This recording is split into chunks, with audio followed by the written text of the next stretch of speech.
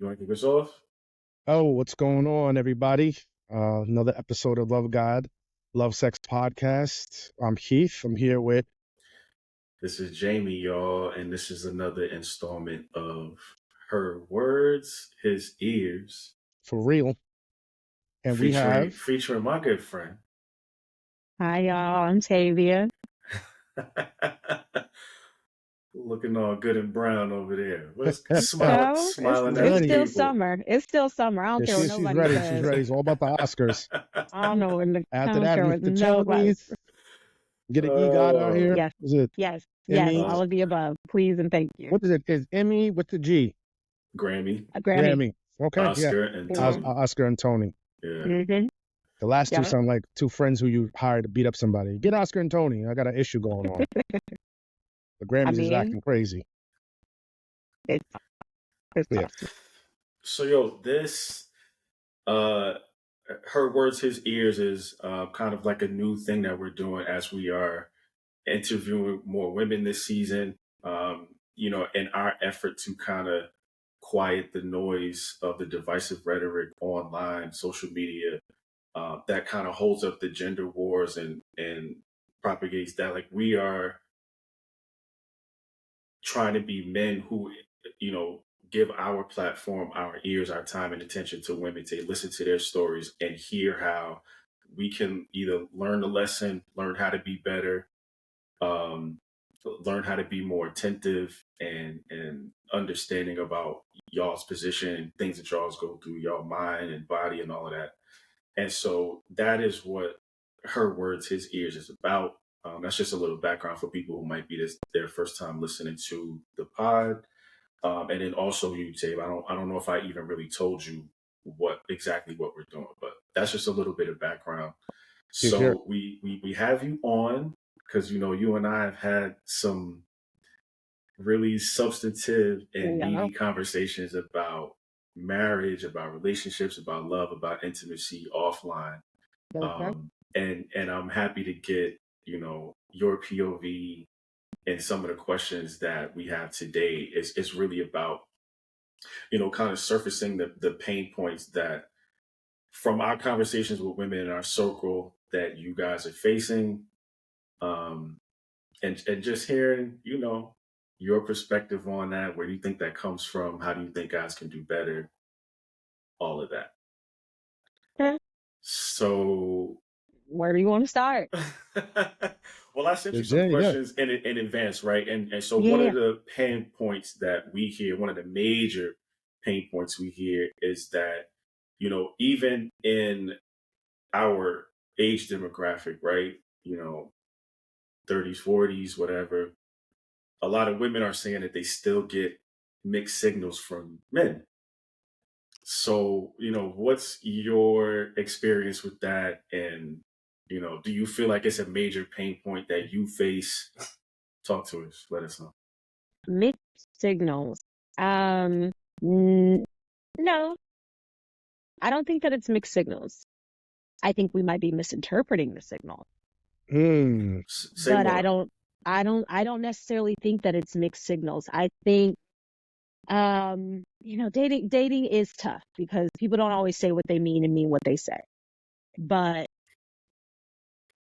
like my mom always says, words are cheap. Show me. Right? Like, you can say a lot. You can say all of the right things, but I know by the way that you behave. And I think that unfortunately, and I'm not just going to say women, I think people, when they're searching for something very specific, they will see what they want to see. They will hear what they want to hear. But then when you look back, you'll always see, oh, this was a sign that this was a red flag. This was a sign of their inconsideration. This was a sign of their narcissism. This was a sign of their ego. I just chose not to pay attention. So in the interim stages of dating, and don't get me wrong, a lot of people, both men and women, but I can only speak from seeing what men are doing out there. They know how to position themselves, right? They know how to play the role. Flowers don't impress me. Did you show up on time? Did you call me ahead of time to confirm that you were going to show up on time? how were you about making the plans, right? I don't need you to pay for my meal. I can pay for my meal. But what were the steps of Girl, consideration and thoughtfulness that made me think of you as a leader, a protector, and a provider, which are the things that I know that I want and need in a partner. don't get us canceled on here. Talk about I don't need you to pay for my meal. That's the easy part.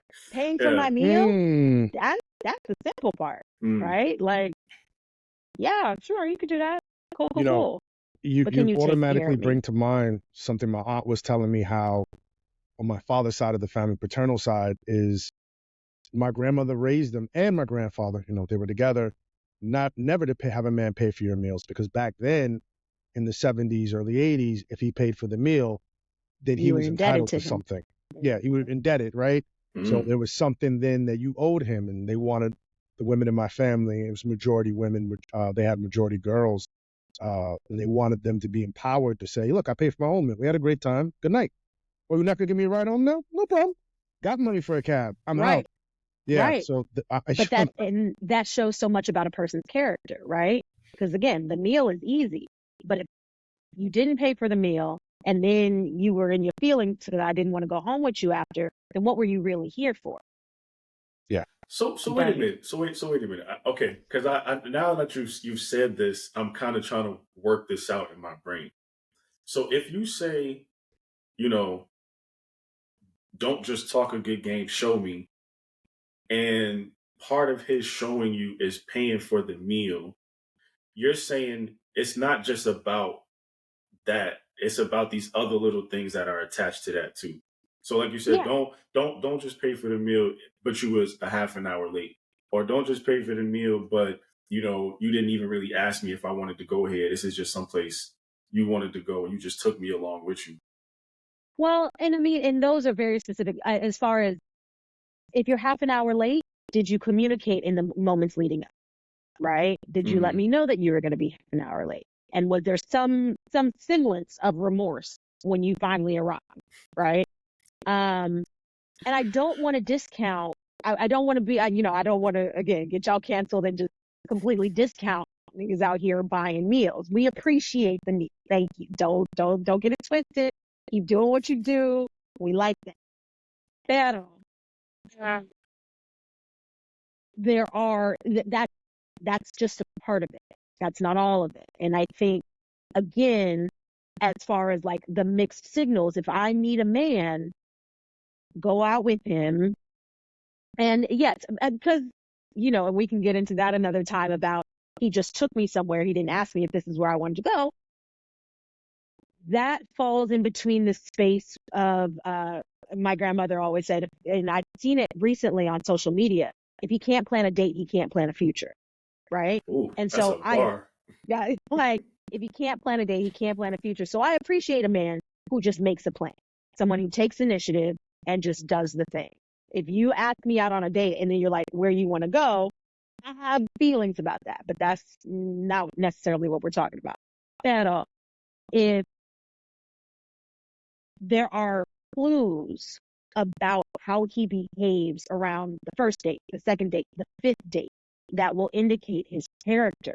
And I think he's going to tell you if he's interested in a long-term situation, if he's just here for a casual sit, you're going to know.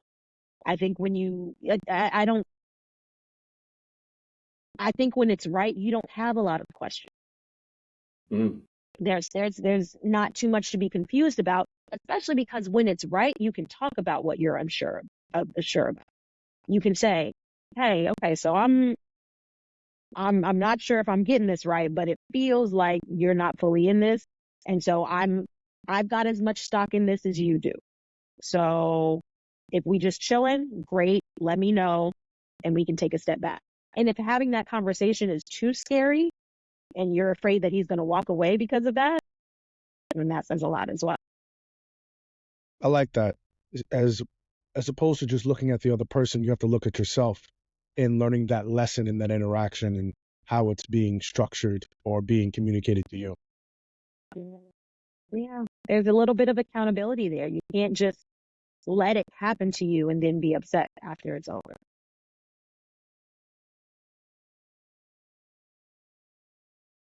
Wait, I lost you, Jamie. I can't hear you. Yeah, you're on mute. Oh, okay. My bad. I said we're not doing his words, her ears, so we're not going to talk about women and accountability right now. It's you Okay. you were ahead of the curve even saying you do that. So you said, the mixed signals is not a really big thing. So does that mean you feel like men are actually communicating and articulating well? It's just that sometimes women end up in a situation where if they really want that man, they just see what they want to see, overlook the red flags. That's what you're saying. Well, and let me be fair. It's not a big thing for me, Okay. but also because I'm older and my boundaries are very clear. And so I don't stick around for the bullshit. I can clock the bullshit a mile away, and I'm like, yeah, no, I'm good. I see where you are. I'm cool. I know that this is not anything that I want to be a part of or anything that I want. Or on the other hand, I also know, yeah, I'm willing to entertain this. I know that this may not be my forever, but I'm cool with what this is, right? I can be honest about what that is. And so, do I think that men are communicating again? And we get into these broad generalizations and social media, effing social media, because it has us pitted against each other when each case really, each case is so different, right? What your baggage, your trauma, what you've been through, where you are in your life, like all of those things dictate how you're going to engage in a relationship. And I'm in theater, and I've been auditioning for a show that I'm doing. I've been auditioning people, so people have been auditioning for me. And something that I love about being behind the table is the recognition, the wisdom of knowing that just because someone isn't right for a role doesn't mean they're not great, right? And I wish more people knew that. I wish across the board, with my artists, with my friends, with anybody who is seeking a role in something, just because you're not the right fit doesn't mean that you're wrong, right? And I think that there are a lot of people that feel like, oh, well, I can't land this relationship and blah, blah, blah. So something must be wrong with me or something must be wrong with them. And it's like, nah, it's just square peg, round hole. Like that's just it. And that's fine. That's okay. Just move on to the next. You know what I'm saying? And I think a lot of this dialogue that is happening is because of the frustration of not finding the right partner, not finding the right space, not finding the thing that actually fits. And I get it, but it just doesn't do us, it doesn't serve. It just, again, it's a little bit of a lack of accountability on all parts. And we end up just yelling at each other about what this one needs to be doing and what this one needs to be doing and da da da da. I don't necessarily know if men are communicating effectively. I have seen the ones that do, but it's because they are in a mental space where they're not here for the bullshit either. They're not trying to play any games. The men that I know that communicate effectively, they're not trying to play any games. They're not trying to get one over on you. They're not trying to lie or gaslight you. But again, those are the only kind of men that I allow in my space personally. That whole piece about almost rejection is so poignant and so important. I'm so glad you said it. I remember years ago, maybe 12 years ago, Jamie had said something very similar to me about rejection, that rejection isn't about you not having what you say you have. It's just that person didn't see it in you. But I even taking it a step further to what you said, it's about you have it in you. It's just not a fit for right now. We could call you back in 6 months. We could call you back in 3 months. But if you take that same logic and you take that same calculus and apply it to the dating market, it's almost the same exact, understanding you should have. It's just not right now. How many people have said, yo, when I first met them, I broke up with them or I wasn't feeling them. And then a month later, 2 years later, some people 60 years later. Right? These extreme cases, we look back and it was a perfect fit, hand in glove. So I just love that you said that, and that's just an important point I think everyone in dating market needs to hear. And it may not even be that person. Like, move on to the next role. You know, you might not be right for the Wiz, but you might be right for MJ. You know what I'm saying? Like, it's really, really that simple. It's something that Heath and I have talked about or expressed it in this way. When you find out what your it factor is, that's something that you can lean into. And you're not out here trying to fulfill somebody else's it factor for you. It's like, you know what you bring to the table, your strengths. And it's like, you know, I kind of went through it in one of my past relationships where my partner wanted to be, she wanted to have like the model look, and she wanted me to affirm that in her by how I responded to her physically when I saw her. And I would be like, yo, that's not what drew me to you. You know what I mean? Like, it wasn't your looks, it was your heart, your passion for people, your generosity. And like, I do think there was a part of that you know, kind of sank into her thinking, and she started to see it. But you know, for a while, for a lot of time, or a lot of people, we can do that, right? Like, we can be like, no, I want them to like me because I sing really well. And it's like, that's not what they like you for. They like you because, like you said, they like your character. They like how you talk to the wait staff when you're out, how you hold doors and you got manners and this, that, and the third. So Yeah, that it factor in dating is huge, but it factor even in your own life. And Jay and I have talked about it all the time. You know, you think that you want to be known for something, and a lot of times what you want to be known for is because you saw it in someone else, you see it in someone else. But what you need to see in yourself is what makes you, what makes you marketable, what makes you, attractive, what makes you, likable. And oftentimes we're busy trying to try on other people's clothes when our clothes fit fine if we could just wear them the right way. And that's just so powerful in, as you're saying, even the professional market, but I think even the dating market, there's some guys who don't look that great.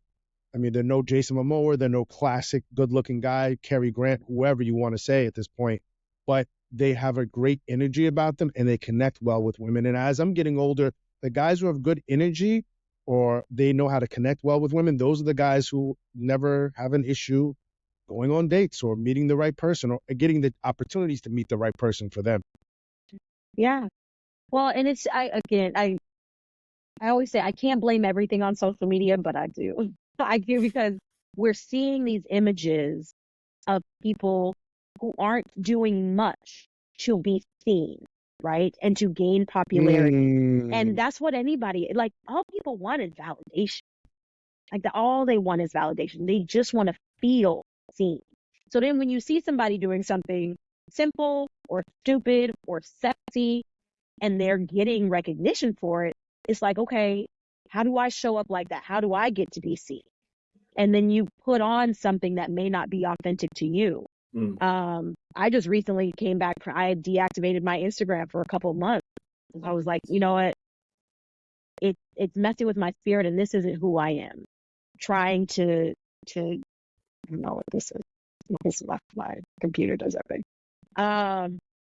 It's the NSA listening. They're like, oh, absolutely. He's dropping this conversation. They're dropping jokes. Keep going. AI approves this message. AI approves this message. Exactly. Mark Zuckerberg's like, oh, these guys are got it together.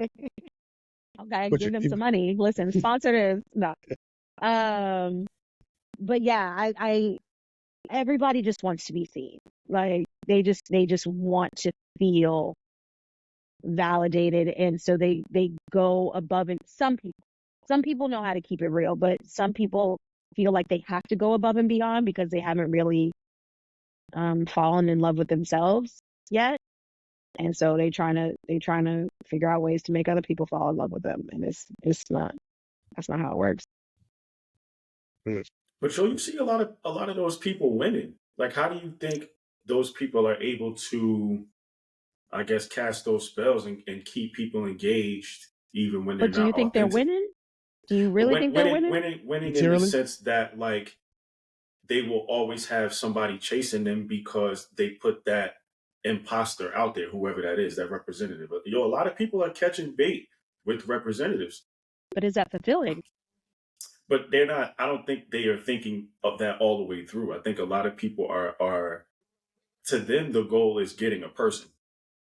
And It's like regardless of how I got to get it, regardless of what happens after I get it, I don't think they're thinking about that. I They think for a black lot of ski them, masking it.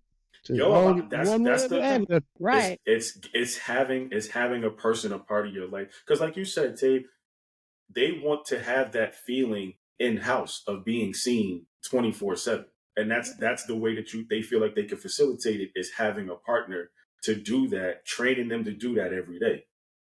But here's the problem: is you put on that if you caught them with your representative, you're not going to keep them that way. Yeah.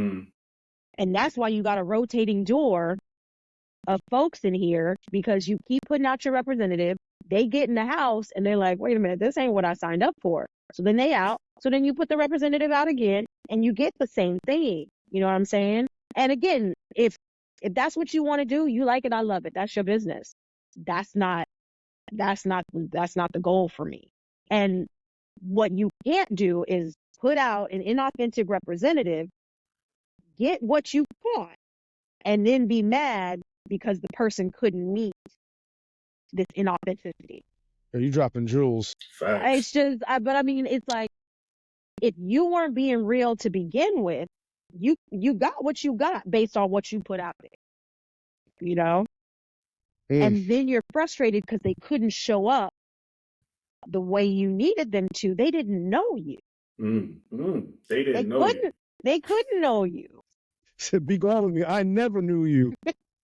You know what I'm saying? Like, hey, but real you talk, need to be like, going you down that can't. wide road over here, homeboy. This narrow one over, I never knew you. Oh, don't take the steps up to heaven. I think you need another escalator you need to take. Talk about some climbing You know the stairway to heaven. like, Reverse. Reverse. Yeah. Yeah. So it's just because then they want to then people want to be mad, and it's like you can't be mad at what you got when this is but how you play the game. game. You don't think this is happening a lot? I feel like that's the reason why we hear so much about it on social media is because it's happening a lot. Like people are choosing against their better self-interest. And I don't know why either. I mean, obviously they know their reasons, but to me, I feel like it's the goal for them is just the outcome of having a person, and they'll take it however they can get it.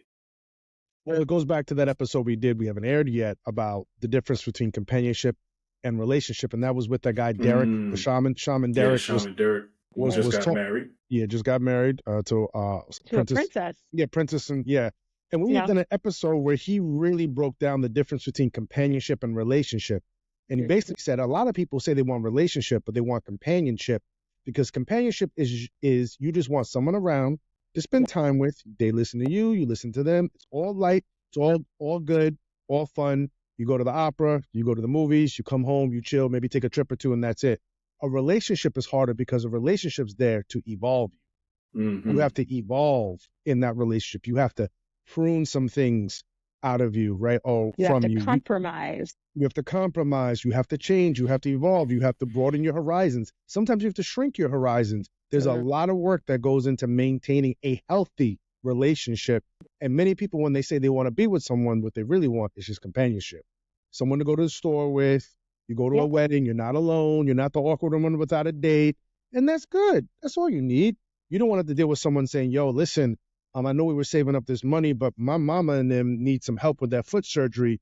Can we put something on it? Well, no, you're not taking my money. My money. I'm not. Money? Yeah.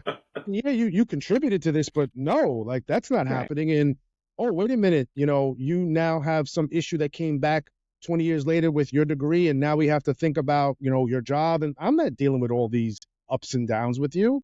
I just need you to get me to the wedding, come home, we make some sweet love, cue the Anita Baker, and we're good. And at the end of the day, some people aren't good. I can absolutely speak to that, because the last few years that's what I've been saying, as far as I'd say the last year or two. I want someone to do life with, is the term that I've been using. Is I just want someone to do life with. But I like sleeping alone. I like my bed. I like my space. I like my freedom. I like my independence. I like my money. Like it's my money, right? Um, but I do want somebody to go on trips with. I want somebody to go to the Met Museum or go to a salsa class or whatever. I want somebody to just hang out at Trader Joe's. Come on, let's go shopping. Let's go pick up some stuff. You know what I'm saying?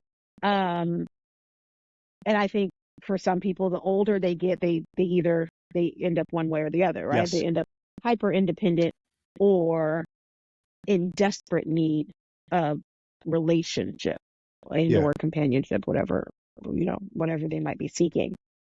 And so, yes, I can absolutely attest to what it is they're saying.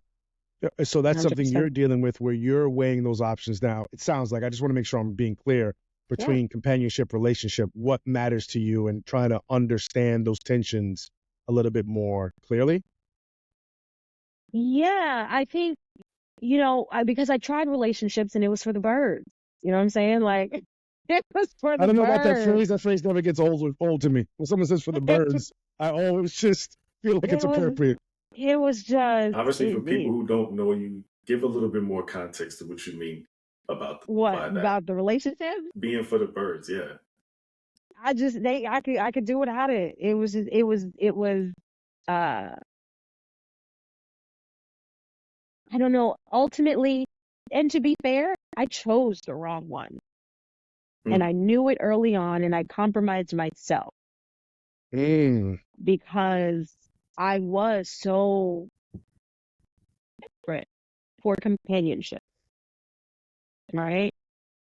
And so I made compromises. I dated men who didn't stimulate me intellectually, which is I've come to learn a big thing for me.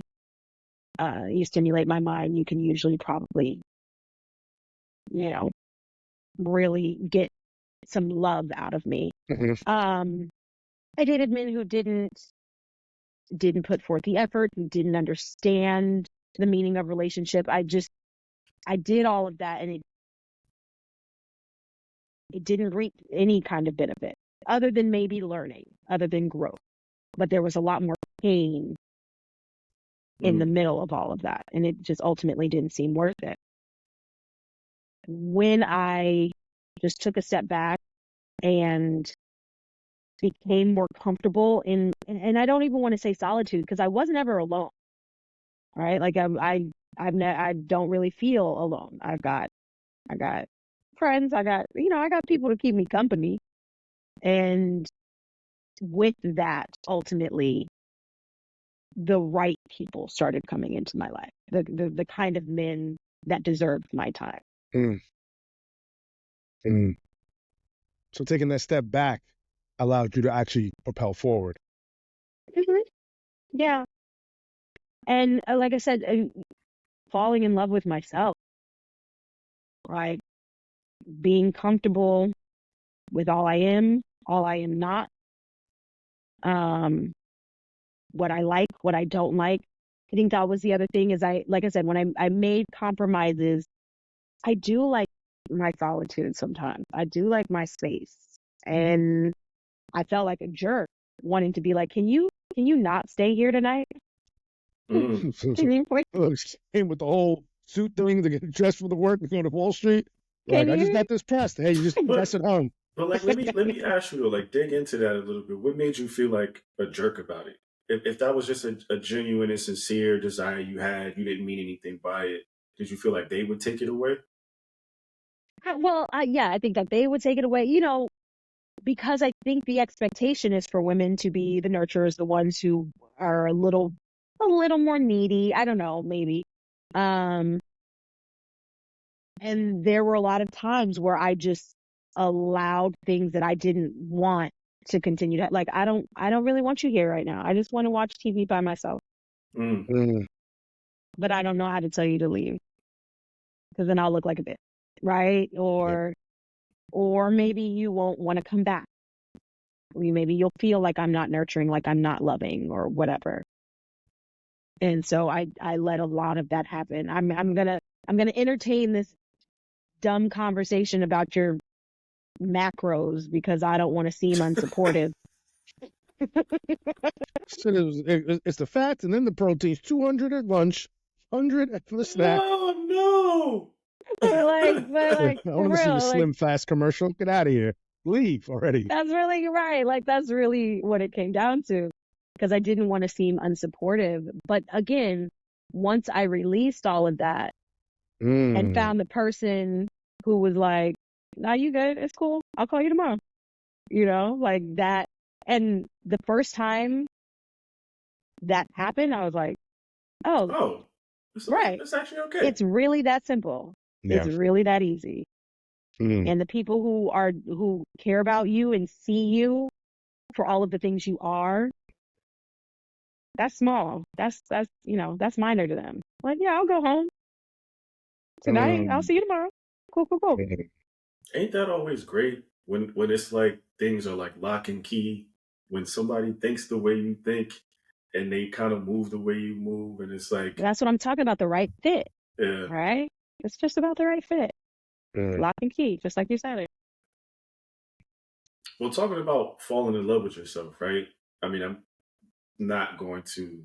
I don't know if you want to put your age out there or not, but like at this age, at your age, being in your 30s, do you feel like there's a decline in like suitable partners? Like, how do you feel about as you falling in love with yourself and you're like, all of these different parts of me, blah, blah, blah, blah. I'm this age, I'm this skin complexion. I don't care what nobody else out here saying, I love me. Do you feel I like there mean, are more people that resonate with that right now? first of all, I would tell anybody who asks, I am almost 40. I'm not. I'm only turning 39 in November, but I'm happy. I can't wait to get to 40 because I feel like I've been embracing auntie vibes for at least 5 years now, and so I can't wait to like really step into that. But by the grace of God, because my parents and good genetics, I know I don't look it, so I'm not really tripping. I'm like, ask me how old I am. Ask me. Yeah, I would have said something else. So you look super young. I thought you were early 30s, late 20s. So I was just like, all right. Still looking like Rudy Huxtable out here. Gladly.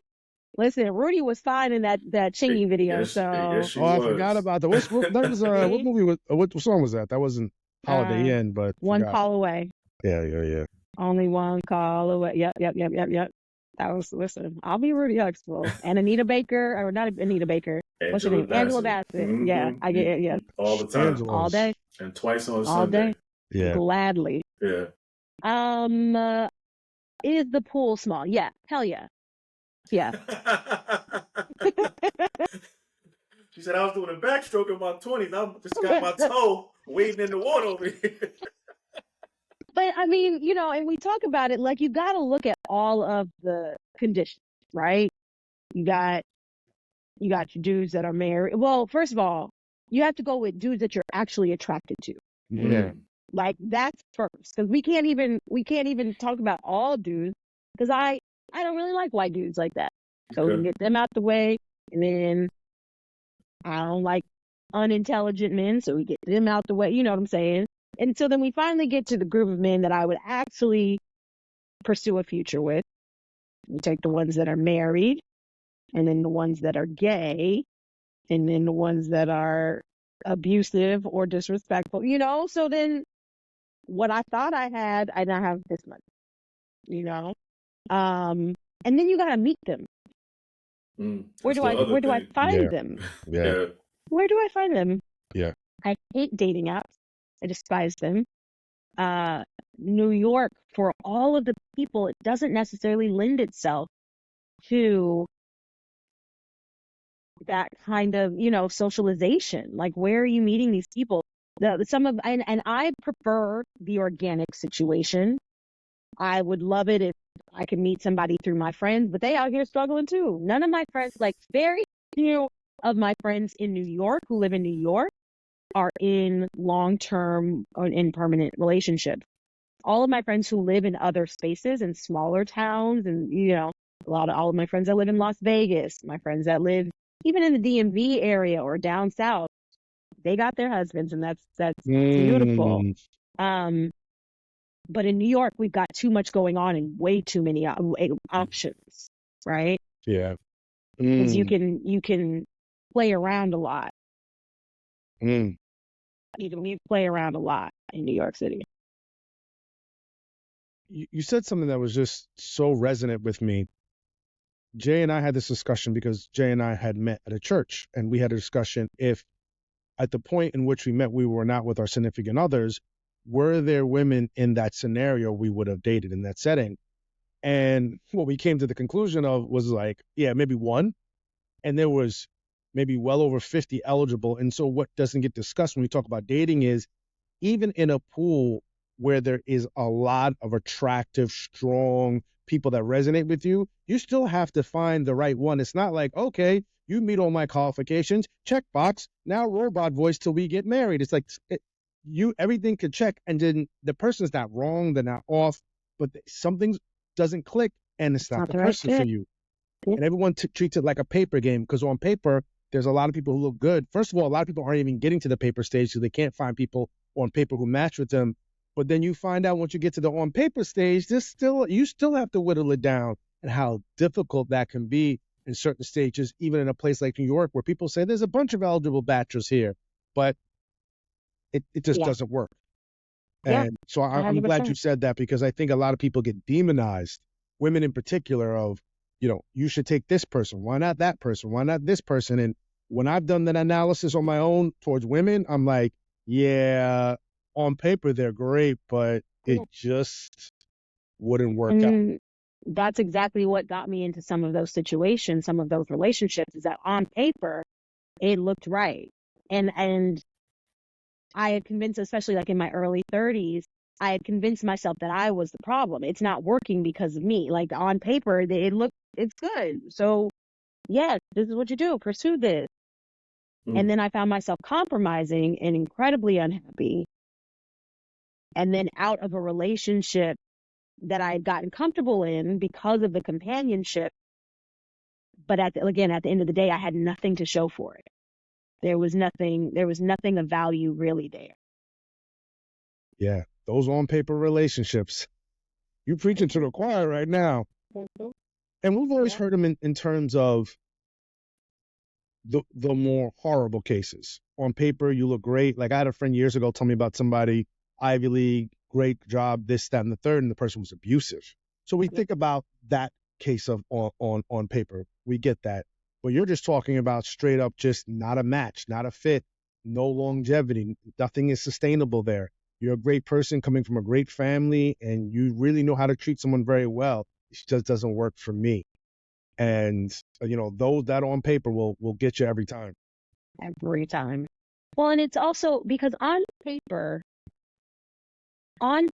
is very influenced by outside sources, right?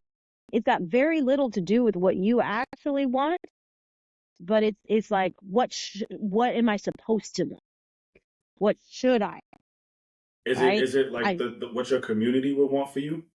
Yeah, it's that too. It's like, what kind of man does my mother want me to be with? How much money should he be making? What kind of, so you write those things down based on what things should be.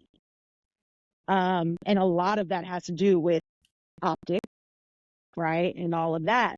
And so then, you sit with somebody based on what you think you're supposed to have. And that doesn't do you any good. Yeah. Well, talking about these groups of men that you said you had to get out of here and out of there, do you feel like a lot of them are emotionally unavailable? I remember when you sent me that question, I gotta look, because I know I was like, I need to write down my thoughts on this. Emotionally unavailable, an interesting term to me. Was that the one? Yeah, emotionally unavailable is an interesting term to me, because I don't necessarily think that anybody is emotionally unavailable. I think they choose to close off from certain people, but if and when they wanted to open up, they would. And again, not to continue to use this analogy, but you just got to find the right key. If you trust somebody or if you make them feel safe enough, and if they really want to, they will open up to you and they will be all of that. And so when we talk about emotionally, I think the question was, what do you think the appeal of emotionally unavailable? What do you think is the appeal of emotionally unavailable men? And I don't know if it's an appeal as much as a not knowing until we're in it. And then as women, we want to fix it, right? We want to draw him out. We want to pull him out, because if we can tap into that vulnerability, if we can tap into that sensitivity, we got, he's ours. right? He's mine, right? Yeah. And the truth of the matter is if a man doesn't want you, period, then he's not gonna go there. He'll let you get as far as he wants so that he can get what he wants. But if he's really not that interested in you, if he's really not that into you, you're not going to get that from him. You're only going to get as much as he calibrates. And so, but the unfortunate part is that a lot of women, in their attempt to draw that out, it's the disregard. It's the lack of acknowledgement that you're seeing the signs that you're never going to get as deep there as you want to. And so I don't even know if it's about them being emotionally unavailable as much as, and I use this term softly because I don't want it to seem negative, but an emotional selfishness, emotional greediness of keeping your emotions to yourself. It's not emotionally unavailable. It's emotional greed, right? Like, nah, this is mine. I'm not going to give this to you. I don't want to give this to you. And I recognize that because I do the same thing. If I'm not fucking with you like that, you're only going to get so much vulnerability out of me. Period. You know, and we can play this game and I can make you think that you are my knight in shining armor, but we're only going to go so far. And it's hard to tell somebody like, yo, this is only going to go so far. Like, I know you think you're doing something. You ain't doing what you think you're doing. Like, let's, you know, like, let's be real. Let me just pull your coattail real quick. No, but let me tell you, the reason why I didn't ask you how I sent it to you was because I was thinking about, something that Heath and I have discovered is with a lot of the women that we know, they'll talk about one of their big pain points is that, men will engage you. And then when you're ready to talk about taking it to the next level, that's when it's, I got to be protective over my heart. And I really wanted to talk to you, but you're just so guarded sometimes. And so we felt like what we discovered is that one of the big pain points is that a lot of times from my women friends, we hear that men are unserious about relationships. Like they like the companionship because it doesn't really require maybe some level of commitment. We don't know if that's what it is, but we find that they say that they'll engage the companionship, but they walk on eggshells around the relationship. But again, that's not emotional unavailability. That's emotional greed. Like, they're not unavailable. They're available when they want to be. And when they don't want to be, they shut that shit down. Yeah. Like for real, and when a man is ready to be in a relationship, he is going to make that relationship happen. And if he's not trying to make it happen with you, you are not the one. Period. Here, like, it's really that simple. If he is not trying to make it happen with you, you are not the one, and you should do yourself a favor and get the fuck out of Dodge. Like, don't waste your time. Don't waste your time trying to convince somebody to want to be with you. And I don't say that condescendingly. I don't say that judgmentally. We've all been in a space where we tried to convince the wrong one. And so I want to be very, very fair and give a lot of grace to that. But if it's time to get in a relationship, it's time to make this real. And you duck and dive and tap dancing like fucking Sammy Davis Jr. Savion Glover. But it's time to go. And here's the thing. If you walk away and then he figures his shit out, cool. We can explore that. But what I'm not going to do is sit here and try to convince you that I am worth your time. For what? Man. I'm sorry, I'm still laughing at Sammy Davis. I apologize. Yeah, that was funny. I just came back slowly again and made a loop around the block. Said dudes know that they got that 8 count when it's time to talk Right? about relationships. They know how to Right. Yeah, exactly. hit them steps. Pirouette. Real quick. Right. Pirouettes be on point. Right. Yeah. It made me think of Gregory Hines too. Oh, R.I.P. R.I.P. That was my Taps was much. But I mean, for real, like relationships are hard enough. What is terrifying in relationships is the insecurity, right? Like feeling insecure about the relationship. You've already got so much else to deal with. It's part of the reason a lot of people are like, that's one reason I'm like, it's for the bird. Is because the insecurity, the anguish that I felt when things weren't right, or when I was seeking trying to nail down the wrong partner or get attention from somebody who did not want to give it to me, the emotional stuff that does to you, it's so exhausting. It's so exhausting.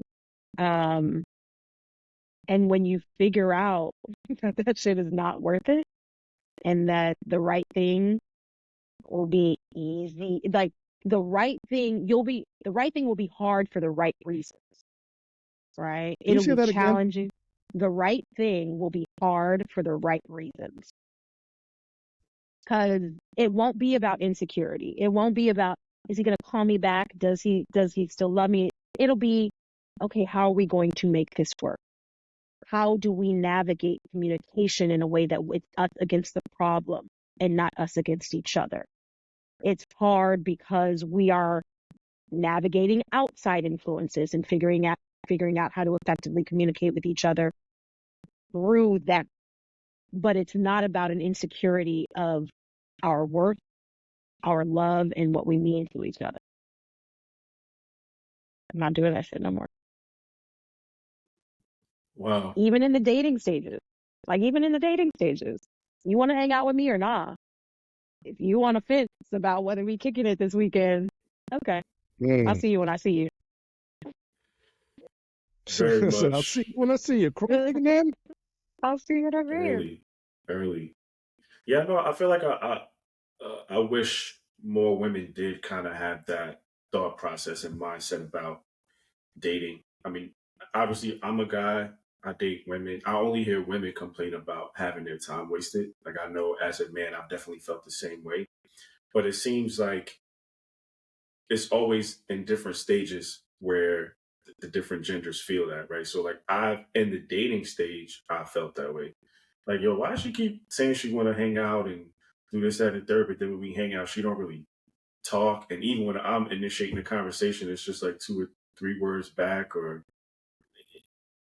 like, what is this for? What is all of this about? And I feel like I hear a lot of our women say, like, yo, we've been hanging out, seeing each other, get to know each other for a couple of months, but like, for what? What is this for? So it seems like longer down the line, women feel that, and the like earlier dating stages, guys are like, I don't get it. Well, I think we need to first recognize that a lot of people are dull. A lot of people are really boring. There are a lot of folks out there that are just really boring, but there's a lock for that key. Like, they might be boring to me, they might be boring to you, but somebody out there is going to love the hell out, and so there's that. As far as the wasting of the time, there are people out here, they're just monogamous, or serial daters. They just want to date. They don't want to settle down. And this was another question, and I really, if you don't mind, I don't want to change the subject, but I really, really wanted to answer this because go in. It was about bad boys. Do you have a history of falling for the bad boy? Why do you think that appeals to so many women? Again, I don't think that it appeals to so many women. I don't think that bad boys appeal to so many women. I think confidence appeals to a lot of women. And what happens, the cycle that happens is that a man has a lot of confidence, which is attractive.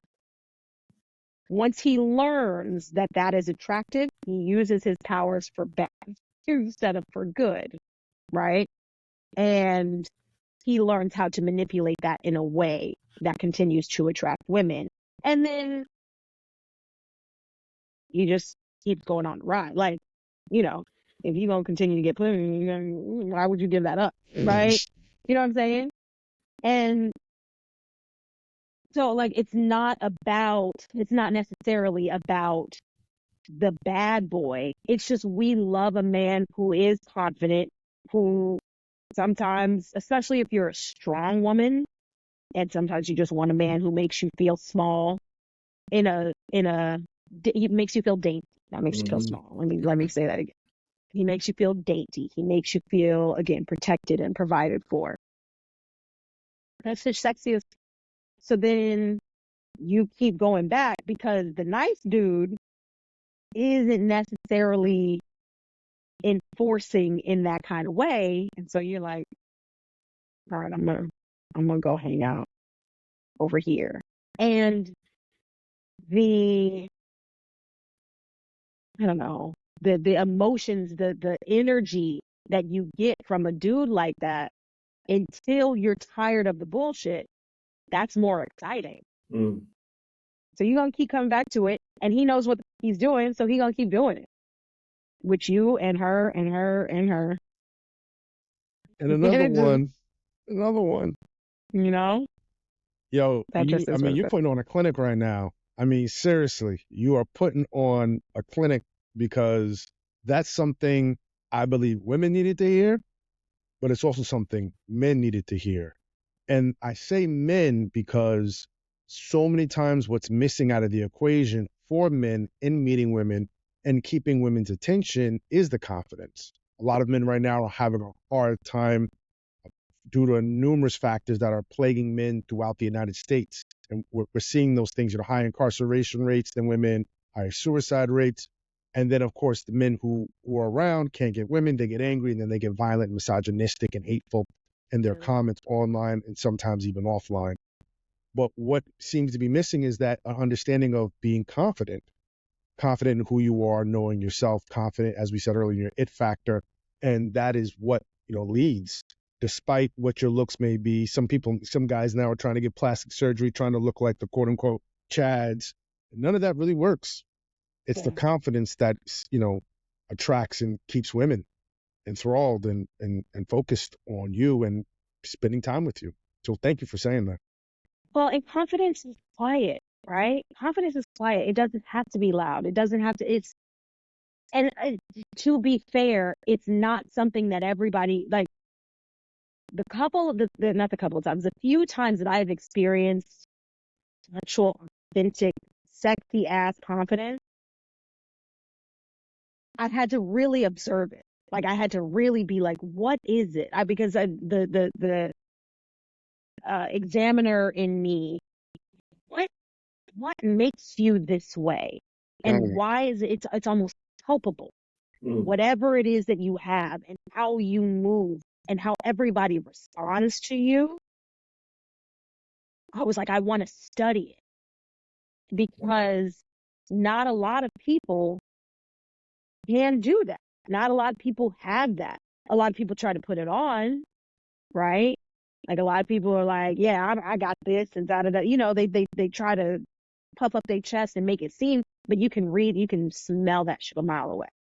And that's why I say confidence is quiet.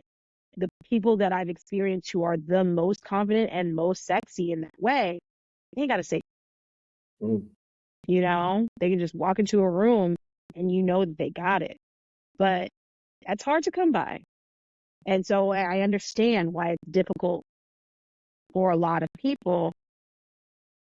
It's not something, it's innate. It's innate. Right. It's not something that you can learn. It's not something you can buy. It's not something you can inject. Yeah, can't bottle it up and sell it. Yeah. Otherwise, if people would have been rich, millionaires. What? Bruh. Please. Trillionaires. We were trillionaires out here said. So Marlon Brando's new line of confidence has just been released in the market. Facts. But Because it I would be mentioned Marlon Brando oversaturated because though. It would be oversaturated though, yeah, because because he was just known. I was watching a quick interview with him and I think it might have been, forgot who was interviewing her, but it was about, she dated Elvis Presley and she dated Marlon Brando.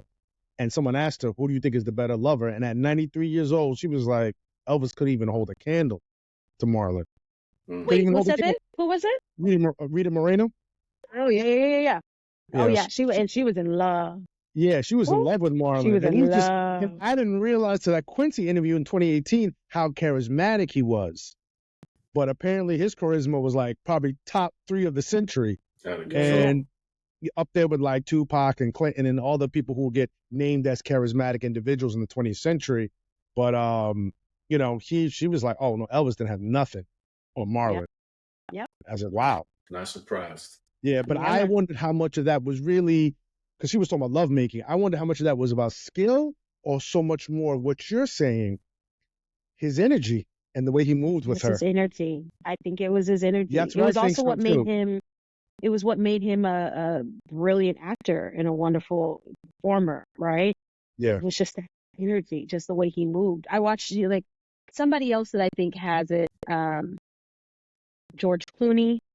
Yeah, oddly enough, I feel like he's just got a charm and an ease about him. Rihanna. Oh yeah, we saw about that all the time. Like Rhea is sexy in her own, but it's like she just moves like what? Say something. Yeah. Like Jamie can't even stop smiling right now. Like no, she's unbothered. She's unbothered. I'm thinking about it because one time she walked by me and I was like, yo, my heart was beating like a hooker in church, bro. I was like, whew. Right. It's that Prince energy. Like Prince was 2 feet tall. Right. Out here making commanding the whole room, the whole entire room. Yeah. And that it's and the room always adjacent to that one, the one upstairs and downstairs. I mean, commanding all of the respect. Yeah. You know what I'm saying? And his energy wasn't necessarily, he put out a lot of sexual vibes, but I don't think his energy was necessarily sexual. Yeah, not all the time. I mean, like it depended on what he was doing. Get off in Erotic City. He may obviously made those joints that make you want to get in the bedroom, but outside of that, I feel like he was watching him on Oprah and had to like ban yourself. But again, like you perfect example, though, soft spoken. I mean, I saw him on Tavia Smiley talking about chemtrails, and I'm sure and it was just interesting about the soft spoken nature about chemtrails, and I'm thinking to myself, why is this dude buying into? I'm not saying conspiracy theories or all that, but at the time, chemtrails weren't that well known. They weren't the big conspiracy theory they are now. And this dude's just talking about them coming on the Tavia Smiley show, this kind of public show, talking about this conspiracy theory and just not feeling any way about what he believes, what he's saying, and what he's, communicating in that moment. And so I hear what you're saying as far as it's not, bombastic and rah, rah, rah, like a Dungeon Dragon. It's really just someone being within themselves and staying in that power. And still have the wherewithal to break down recording contract and what kind of money you get back and be like, yo, if anybody try to play me, they play themselves. But like you said, was soft spoken, but still had that in his bag too. So like, it was that quiet confidence. That classic interaction between him and Nas, where Nas said, "I want to do a track with you," and then he was like, "Yo, do you own your masters?" He was like, "No." And he was like, "Well, I don't want to do music with you because I'd want you to make the money off of it, not someone else." So it was also a time I think of OG putting on game too. He had all that. That's just how he moved. Mm-hmm. Yeah. Well, yo, we coming up on time. We said we was only gonna keep you for an hour, so I just got one more question for you. It's actually 2-part. What do you feel like is one thing you wish men understood more about women, how to love women? And then answer that first, and we'll see if we even need a follow-up. What is one thing you wish more men understood about women and how to love them better? We're not a monolith, so I want to be careful about what I express. But it's so much more about taking care of her heart. And that's tough because a lot of men don't have the emotional intelligence for that. Um, but I wish men understood, again, going back to the lock and key analogy, if you know how to if you know how to be sensitive and take care of a woman's heart and make her feel safe, you will unlock a pleasure like you've never known in so many different ways. In Oh man, so many different ways. drop them gems, Tay. Drop Yeah. them gems. Because the thing is that, and again, I don't want to speak for all women, but I think what I've experienced in the conversations I've had with my female friends, we want, I will only speak for me. I want so much, and the women I know, we want so much to spoil our men, mind, body, and spirit. But the moment we feel disrespected, the moment we feel ignored, the moment we feel devalued and diminished in any way, that shit shuts down incrementally. So you start up here, and little by little, that door just keeps closing, right? So now she don't want to suck you. Now she don't want to cook dinner. Now she don't want to pick you up from, like, it's the little things that we want to do slowly start to go away, and it is hard. It's very difficult to get that door to open back up, right? Like you gotta go hard, because once that trust is broken, it's really tough to get it back. So you gotta go hard in the paint to try to just get back to breakfast. Like, we ain't even talking about the sex stuff. You know what I'm saying? But I feel safe and I trust you. Baby, you can have whatever you want. What you want? You You want can me have to, what is whatever it? you like. Like, what is cater to you? I want to, let me cook for you. Yeah, Let take your me, do-rag off. baby, like, I got you. Ooh. I Yo, got you. Fellas, I hope wow. y'all are listening. Take care of her heart. Learn how to make her feel safe. This is something that we stressed on LGLS. I can't tell you countless times. Heath, am I lying? It's the No, safety, bro. no. Yeah, That's we just safety. published a video on TikTok about safety, just safety. But you took it a step further, and in a way, only a way a woman can, and only way a woman of your caliber can, which is really saying, take care of her heart. Men need to hear this, hear that. And I'm not even going to trample over it because you said it best, but that take care of your heart business is, man, that's double platinum. For the win. Clive Davis handshake with the platinum plaque coming out. Like, here you go. You know what I'm saying? We going to the after party at the tunnel. Take care of her heart for the win right there, bro. Seriously, that alone, that's wow. Well, this has been another episode of Love God Love Sex.